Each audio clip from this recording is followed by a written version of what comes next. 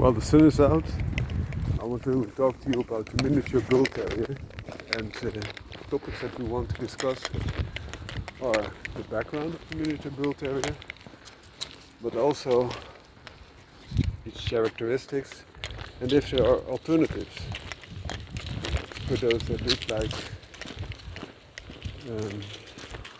persons that would love a more compact dog, but still like the characteristics that make it a bull terrier. So the miniature bull terrier in its essence is a smaller version of the English bull terrier that most people do know. It's a dog with a rugby ball shaped head, quite a barrel formed chest, which is a bad thing for a working dog. The other thing is that in history there were always also smaller English bull terriers.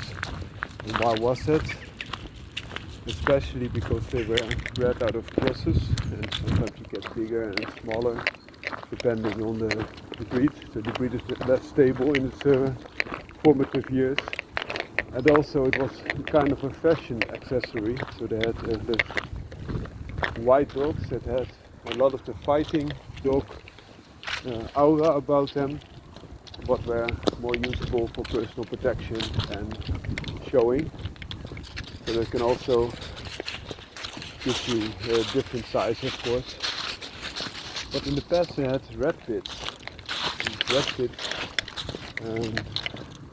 there were dogs performing, and they were tested on how many rats they were able to kill in a certain period of time. And it was also divided by their weight.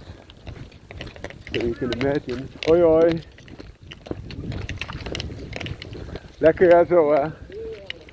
So you can imagine that a smaller dog would fare a lot better than a bigger dog would. And you don't need that much force to deal with rats. It could also help a lot in this discussion. Oi oi.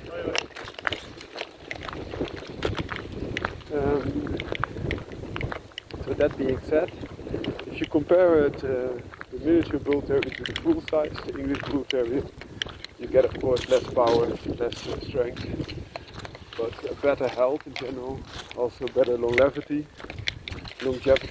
So the ability to grow older is often better in this smaller breeds. Also problems with hips and knees are often a lot less because they have less weight to carry. Also, in my opinion, you will be easier to find a miniature bull terrier for hunting purposes other than pig hunting than the full-size one, because they are still bred into working breeds. For example, in Patterdale Terriers sometimes they breed in miniature bull terrier, but also the bull Russell, which is particularly known. It's an example that they breed in miniature bull terrier in Parson or Jack Russells to give them more power, strength, while keeping the character of the Russell that's less confrontational than, for example, Patterdale Terrier would be. So they keep a dog that can be hunted almost every day of the week, takes a lot less damage, but is still able to hold its own quite well. So a good compromise, so to say. Whereas Patterdales are more all out dogs that hold, so catch dogs. It's different with the bull Russells. They have the catch dog characteristics, but also the Jack Russell, they just attack and then go back again, more of a taunting way, and that is more able to conserve the dog itself.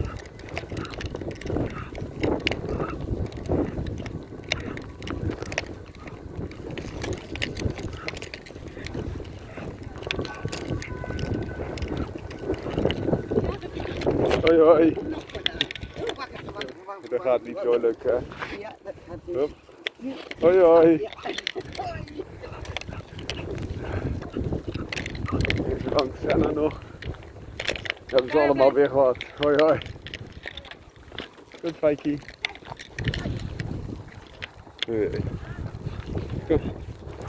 So it gives you some insight in what can be done, and there are some hunting miniature bull terriers still there, or those that have quite a lot of hunting probabilities. And it could be more athletic, stronger, better type of dogs, also more character tested, which is a good thing in this case. But that also brings you to the dilemma, would you go for a full miniature bull terrier, or go for a much more healthy bull Russell, for example? That's a first cross. It gives you almost all the benefits you find in your miniature bull terrier in a much healthier package that's far more athletic and capable for its weight. And that would be my suggestion for an alternative. My first suggestion would be the Bull Russell. It gives you plenty of good vibes, and also still keeps up with head shape as you probably love. Therefore you're looking for this miniature bull terrier. Also in general, miniature bull terrier are less dog aggressive, but more human aggressive than, for example, miniature pit bull terriers would be. And also this is the same with the adult ones. I still would never encourage you to keep two same-sex dogs without supervision. Especially the males are quite dominant. So please keep that in mind. Also the reason that they use English bull terriers instead of, for example, pit bull terriers in some working crosses is that they are a little bit less hard, so that you have a dog that is, as they say, more of a brainy type, so it keeps its distance more and can be used more days a week without having to restore from its hunting duties all the time. And also that it clicks quite well with many breeds. So even if you are not having a tested English bull terrier, miniature or full size, they can still be quite brave, which is a good thing. Whereas it's with American pit bull terriers or something like that, it could be washed down quite fast if you don't have parents and animals in the line where for working stock, then it can dilute quite fast. But if you do have them, you have very good working abilities, of course. So that's the point, and also the point is that they are far less dog aggressive. So the bull terrier ones are far less dog aggressive as compared to the game-fed American terriers, for example. So that's the point. Bringing you back to the alternatives. If you want the same size as a miniature bull terrier, you could also look at the Patterdales. Some Patterdales have some bull terrier blood in them, so that could be a way to go. Or if you don't need to have that bull terrier shaped head, you could do quite well with this little guy. This is a Patterdale terrier without the bull terrier influence, but still has very good size, very good strength, comparable to an English bull terrier miniature version, but a lot less weight. So that's a good thing as well, and a lot more functionality and health. So that would be a good suggestion for me. If you want to go, you can still get the Patterdale terrier also in this good coat as you see here. It's quite comparable to a miniature bull terrier. And you could also go the route, if you really want a bull terrier type. Sometimes they have bull terriers that are quite small, but this is often a result of a lot of inbreeding. So then they get inbreeding depression, because normally the bull terriers are comparable with in size with American pit bull terriers, or even bigger. They're also quite leggy, There are some people that are breeding back Bull Terrier types of dogs that are functional, but often they make use of the bigger ones. That could also be a route, but it's similar that, as I mentioned, the Bull Russell. Or you could look at breeds that are now forming, like the Staffordshire Italiano, that also has a pronounced Bull Terrier type in them, and next to the Staffordshire Bull Terrier, which is quite related to the English Bull Terrier. And that's a funny story, because the English Bull Terrier was always all white, the white Cavalier, so to say. They got a lot of health problems, and they bred it again. So next to Staffordshire Bull Terrier, Bull and Terrier type, they also introduced English White Terrier, some other breeds to create this white Cavalier, normal English Bull Terrier. But then again they bred in the Staffordshire Bull Terrier, and that also resulted in the collared English Bull Terriers. And along the same time, also the miniature Bull Terrier was formed separately next to the regular English Bull Terrier. So they first had a standard of Bull Terrier that was quite white, and then they divided it into fronts, which I think is a pity, because that narrows the gene pool for both varieties. And I think that because of the regular size English Bull Terrier was far more present as a show dog than the miniature one was, that hinders the miniature Bull Terrier a lot more than the full size one. On the other hand, you don't find that many miniature Bull Terriers that are all white, so they probably have gained more access to Staffordshire Bull Terrier, which is a better blood on average. You could also go for the Staffordshire Bull Terrier. A small Staffordshire Bull Terrier would weigh approximately the same as a miniature Bull Terrier, but has a different snout, so to say.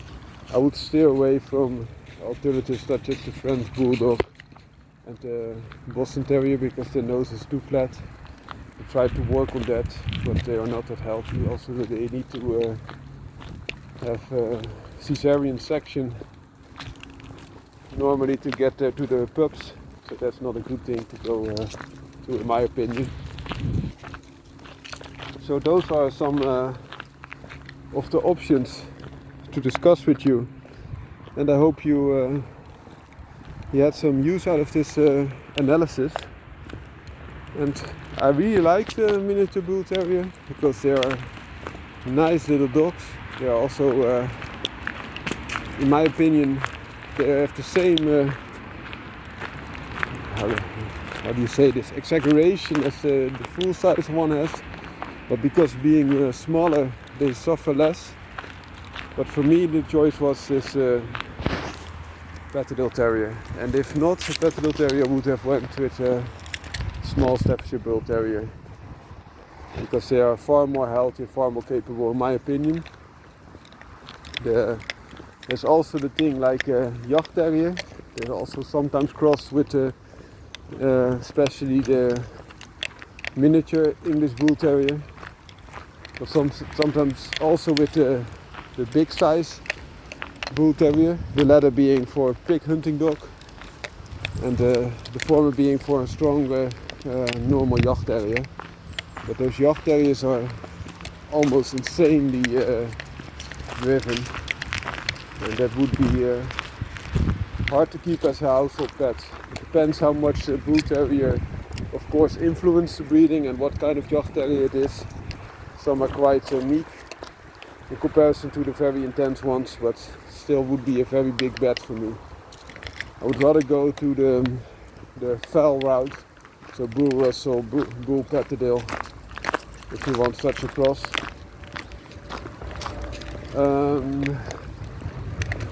Yeah, I think that sums it up quite nicely. There's one more dog left out, and that's also a good bridge. It's a Titan Terrier, which is a cross between American Pit Bull Terrier, Patterdale Terrier, but especially also this Bull Terrier, especially miniature Bull Terrier. And there was a scaled down Bull Terrier, so to say. Also in Germany they really like this breed. So this is the Titan Terrier was a breed developed in Germany. But he used especially this Patterdale Terrier to bring down the size and still keep it very healthy and fit. And also the American Pit Bull Terrier added more head strength again. And also if you select down smaller American Pit Bull Terriers, that could also be a good way to go. The drawback of all those crosses is that sometimes they are not accepted, whereas a purebred dog could be. So there are also breeders that have miniature Bull Terriers that do, for example, agility or some other work with them, protection work, for example. And that could be a good bet if you need to have a purebred one. But also then you could look at a purebred Staffordshire Bull Terrier if you're not sold on that head shape. And that was it. Have a nice day. Bye bye.